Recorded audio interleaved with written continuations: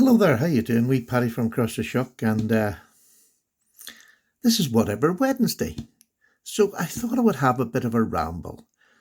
But the theme of this is, do you plan your knife channel? Do you plan where you're going, what you're going to collect? Or are you a bit like myself, which is sort of ad hoc? It changes with the wind sometimes. It's funny, I've been on here, it's quite a while really, when compared to a lot of YouTubers.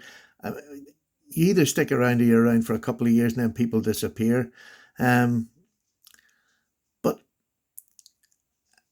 I have not been a knife collector all my life. I've had knives and I love pocket knives, but I was very much buy a knife, use it. If it was dull, get another one, sort of thing. Yeah. I just had knives, but they were never expensive knives. So when I came into this hobby, the thing that excited me when I came into this hobby is I could get locking knives. I live in the UK, so that's a bit different than the rest of the world.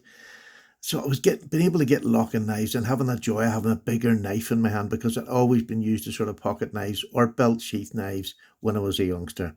So I really didn't get into this flicking a knife open. That was never a thing in my life up until about 7 years ago, say 7 years ago. And I found that and I just thought this was wonderful. So I amassed a huge collection by getting Chinese companies when I came around. Once they were able, I had a few subs, then they sent me knives to review, and I amassed this huge collection of locking knives. Now they weren't as fancy pants as the ones that there are today, as far as flicking and three ways to open. That was never my goal. It never set out. And I had a little brief run in with it, but that's sort of going away now. I think I've come out the other side of that. But then I started going backwards. You know, once that initial just joy of being able to get big knives and locking knives, and realizing, I could have them in the house and own them, because I didn't know any of the rules. It wasn't anything I checked. I just carried a knife. I never checked what size it was. That just didn't come into my psyche. And I suppose when I was growing up, it was a lot different than the younger ones are today. Um, that have to be more aware, due to knife crime and all. You have to be more aware of what you're carrying than when I was growing up. So my knife collection started off as excitement. It was a hobby. I was getting lots of knives. I was buying lots of knives to the budget I had. And when I say a lot, I don't. It's not like there's quite a few people that. Oh, there's always a few people that come into the knife community, and they can start off expensive, which is fine. It's great. I love looking at expensive knives. But I mean, expensive to me was Spyderco and ZT and Benchmade. They were the three big ones when I came around. The Chris Reeve knives that you see at the top there, I mean, that's my second Chris Reeve knives. That was sort of something that I thought was unobtainiable, or I would never spend that amount of money, as I've said plenty of times. But you just do. As you get into the hobby, you do. But I went through this collecting for collecting's sake, if that makes any sense. And I'll tell you what it is. I just wonder, am I maturing or just getting old in my knife collecting? Not in my age, because I'm only a young pup, but am I maturing into getting what I like rather than getting what I think the knife channel would like? And I see a lot of boys out there, and there's a lot of the ones that I'm friendly with that come in and they're budget brands, and they're quite happy staying at budget brands. Now they probably will eventually. In fact, some have already started. They'll want more expensive, and we all sort of do that. But they're happy with the range of knives that they've got, and that I find odd, because I've had times where I knew exactly where I wanted to go, and then other times where I'm thinking, right, I'm not happy going that way. Where am I going to go? And then I have to think and do it. But this last sort of year, I have really, and I'll tell you what, it's ever since I started selling off a lot of my collection. It was only cheap ones, so there were bundles, and then I started buying better knives, it was a great way to do it, and it was the only way I could afford to do it, so that was fantastic, and I enjoyed doing that, because I was a hoarder. I didn't want to get rid of knives. I was talking with Bob on the Knife Junkie last week. He's at that stage, where he has so many knives, but he just can't let them go, and I just had so much empathy for him. It's so hard to get rid of knives. So But I've had it was like cathartic to me, just getting rid of knives, selling them in bundles, or, if they were more expensive, just selling them alone. But to buy better knives, I was never buying them to buy the same knives or the same price range of knives. I always wanted to buy better. Now, I've cut my locking knives down to about 15 good ones. 15 good ones out of hundreds. My traditional knives and my modern slip joints, I have got, a fair few. Let's just say I don't count. I just don't count. But I've got a fair few of them, and I'm enjoying them immensely more and more. One, because it's legal to carry, but that's not the be all and end all. I mean, I'm carrying them because after a while of carrying big knives, you realize that if you're someone like me who is just in it for the hobby, I'm not a hard use user. I don't even work anymore. So all I'm using is knives that your everyday person will use. And I don't need a big knife, which, when I realised that, it took an awful lot of weight off my shoulder, because it meant I didn't have to chase bigger knives. Now, it doesn't mean I had to stop chasing more expensive knives like that. But that was the size that I'm happy with. That's the size that I know I'm going to use. If I have a 4-inch blade, the chances of it getting into my pocket is just next to nothing. Even my fixed blades, I'm going for the smaller ones now rather than the big ones. And when I say big, I'm talking 4-inch ones. Now I'm down to 2.5, 3-inch ones, and I'm getting more joy out of them because I actually use them. So most of my knives now I like using, even the bigger locking ones. Every now and then, especially down there in the caravan, or when I forget because I'm old up here, I love taking my old bigger knife out and using it if I'm going to do, just even with a bit of stick and just taking the bark off it. I enjoy doing things like that with a bigger knife. But for use wise, definitely a smaller knife is my jam at the minute, if you want for a better word. But I'll tell you what sort of happened yesterday, and it sort of threw my head away. Look, I'm sorry, this is going to be a long video. Get a cup of tea or just go watch somebody else, because I can't stop today. I'm in one of these wee chatty moods, and I hope you enjoy it, or I hope you identify with something. Let me know down below if you do, because I want to know if I'm just maturing as a knife collector, or I'm just becoming an old fart. I don't know which one it is. And it doesn't matter. I'll be happy with both. But yesterday, one of my subs, and he's got a YouTube channel, and I subbed to him. He was saying that he bought the new GEC 25, the Beerlow, which is this knife. This is the number 25 that I have, with the most stunning little knife. Now this is an under 3-inch closed, just under it maybe. With a beautiful sheep's foot. It is stunning. There's a good blade stock. Now, it's not a heavy blade stock, but it's sturdy. This knife is so solid and so well made. It's just stunning. It really is. It's a Barlow. It's got snakewood handles, which again, there you can see it. That's got just got the light lovely there.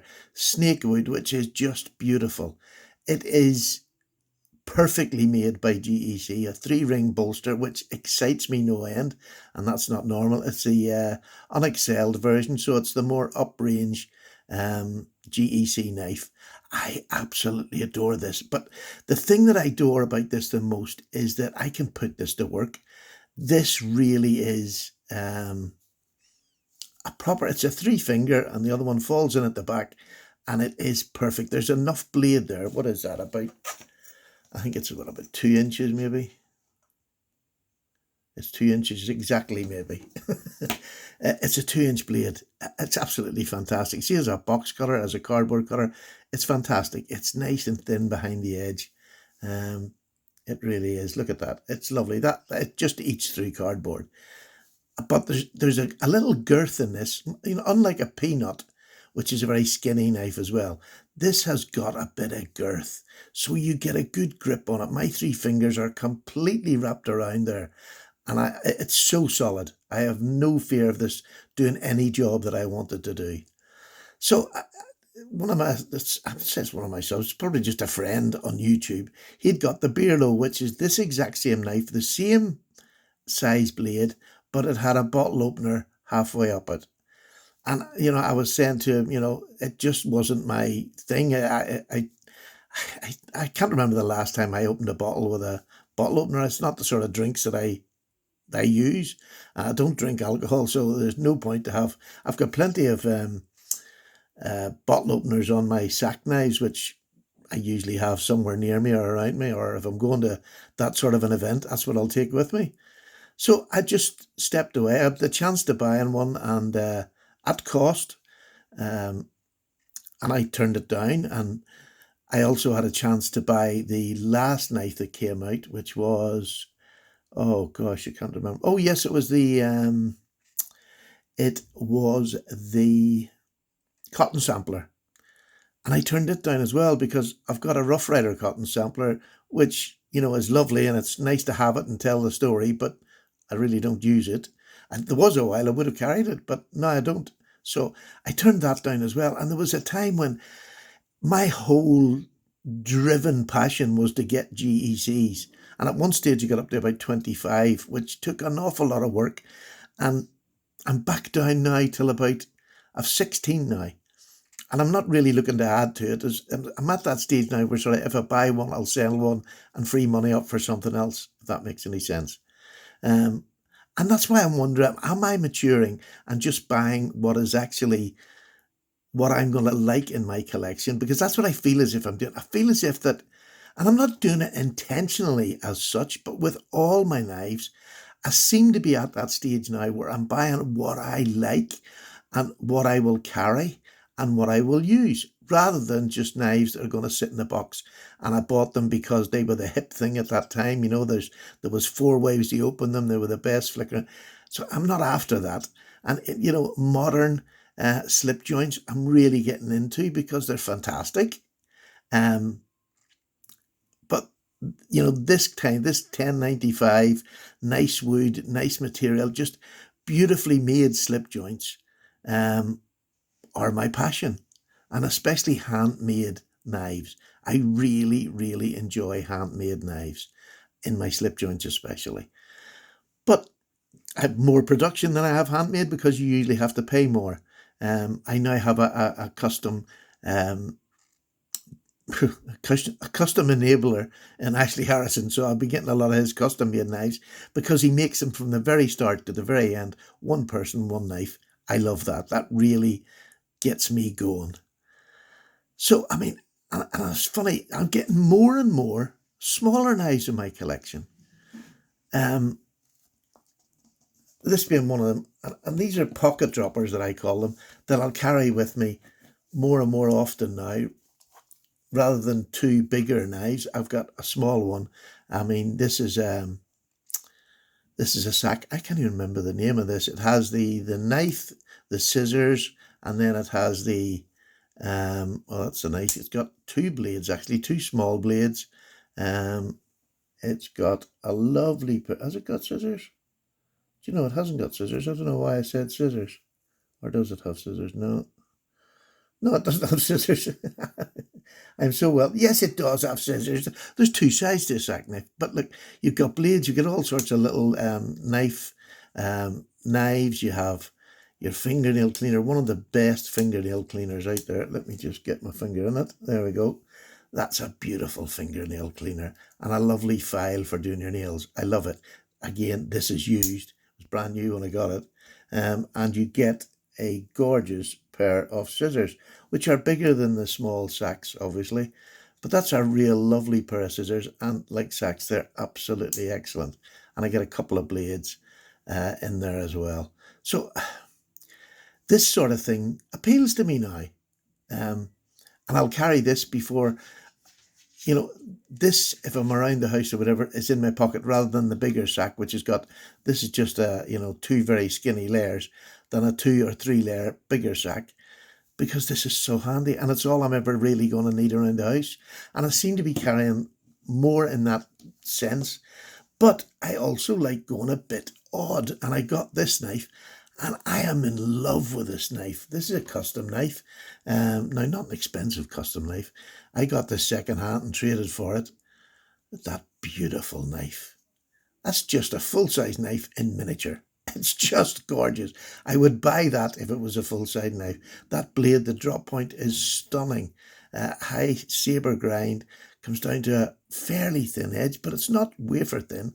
Now I've done a lovely a re-hand sharpened this the other night when I was just sitting in the front room with 1,000 grit stone. It's probably about nearly 2,000.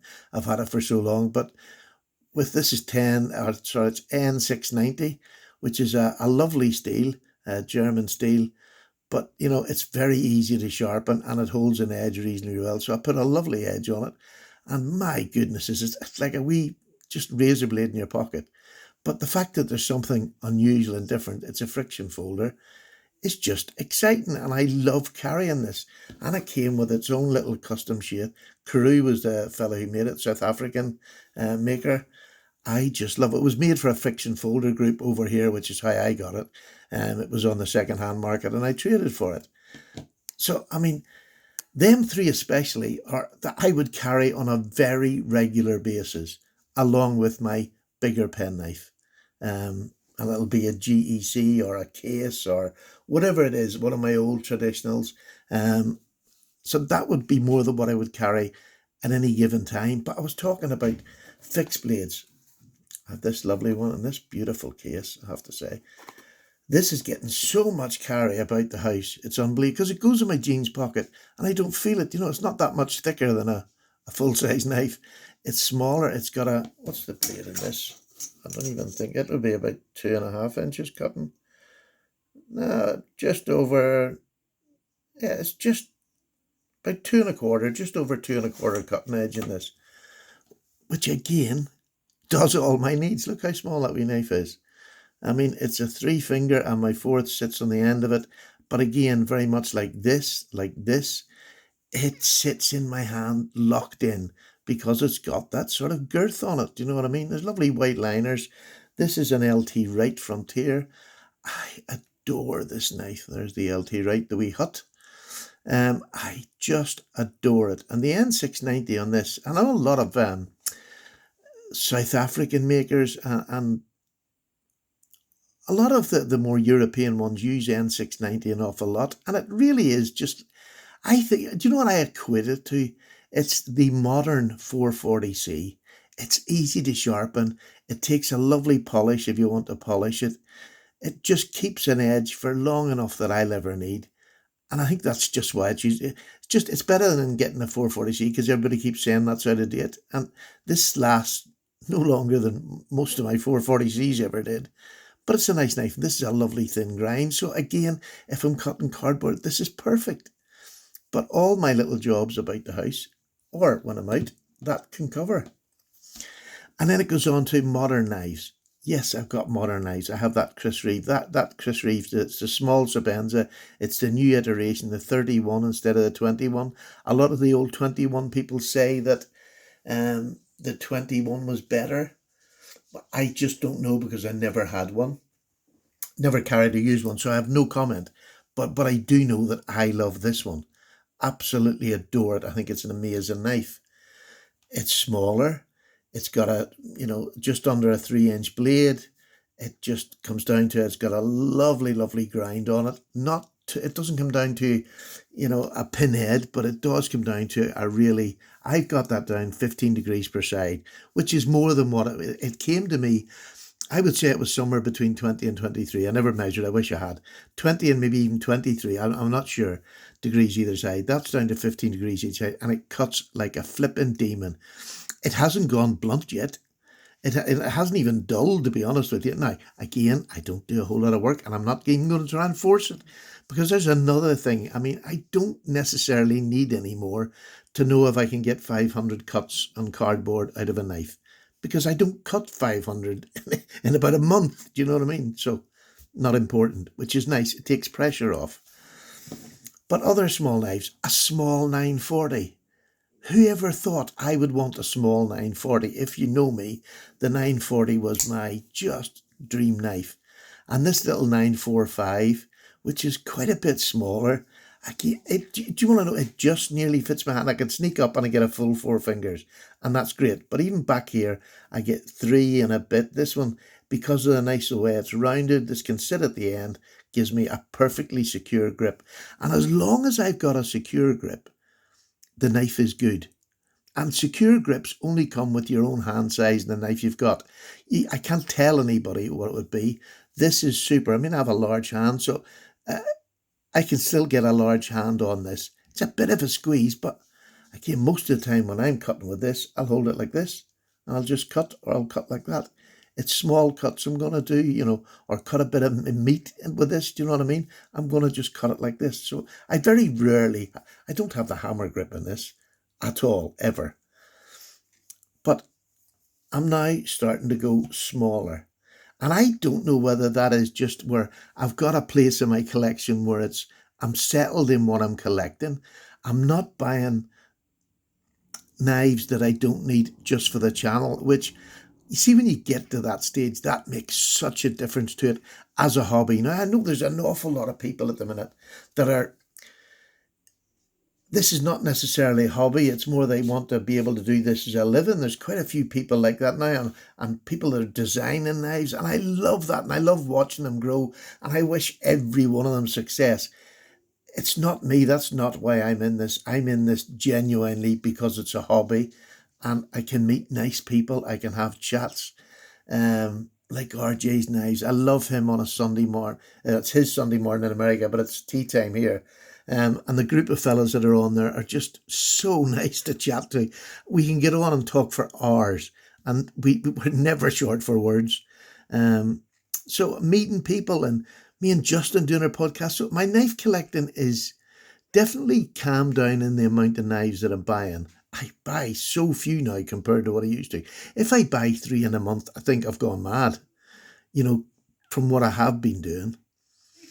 But I'm now buying knives like these that I love, I enjoy using, not just flicking and showing them on a channel, which I'd done myself for years, trying to get the latest and greatest. And now mine, I mean, it's like there's all different pay grades in this knife community. I was at the stage when I first came around, it was Ganzos, it was San Remo, it was all the cheap Chinese ones that I was buying because I could buy them in quantity and have them on the channel. And to get the newest Ganzo, I can remember the rush of ordering it from AliExpress, because that's where you got them at the time. As soon as they came out, I ordered one so that I could be the first one to review it on my channel, because you always got so much more interest. You had more views than anybody else if you got the first one out.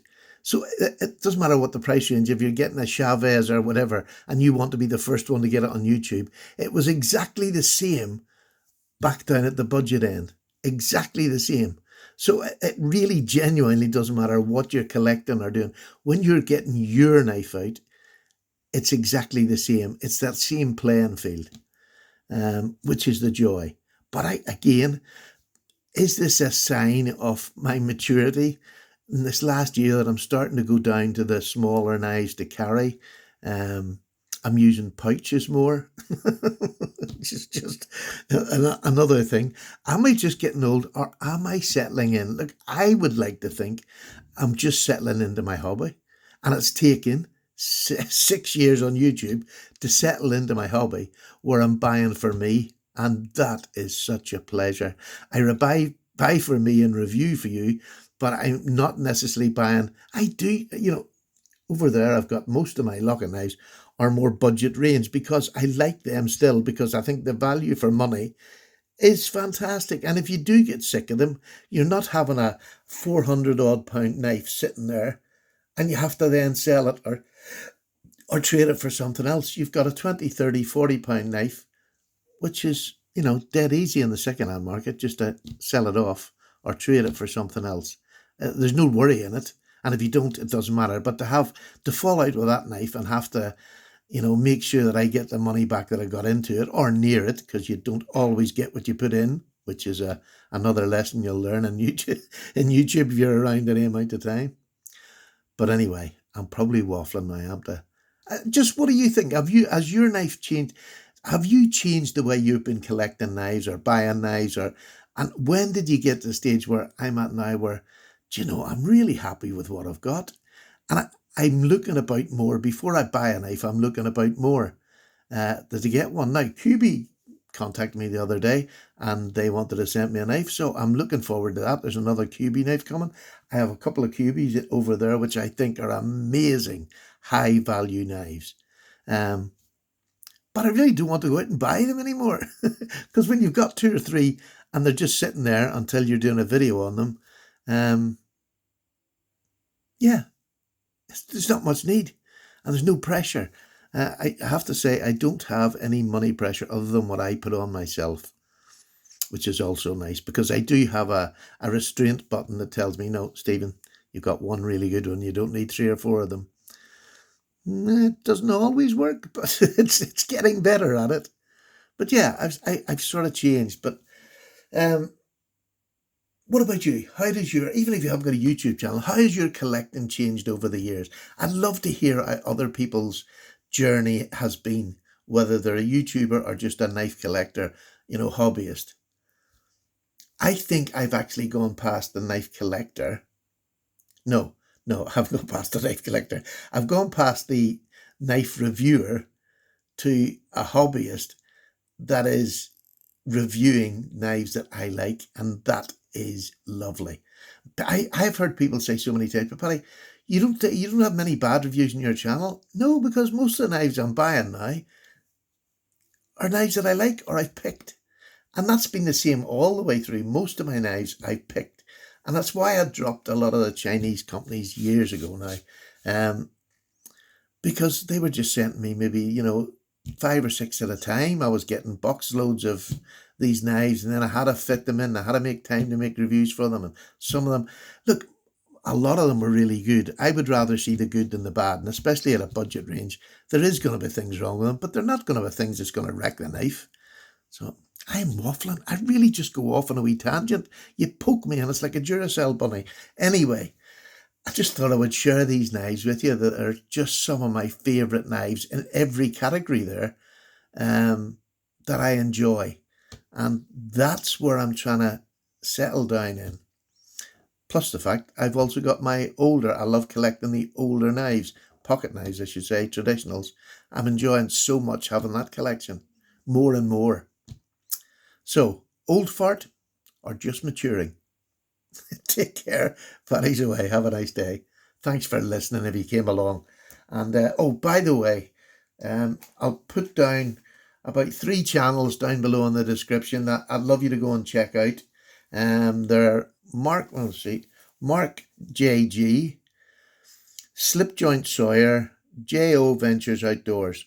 I'll put them 3 down below. Go and give them a check. Some of them have come up to their big numbers. Matt Sawyer is coming up to 100. JO Adventures is coming up to 700. I think he's just passed it.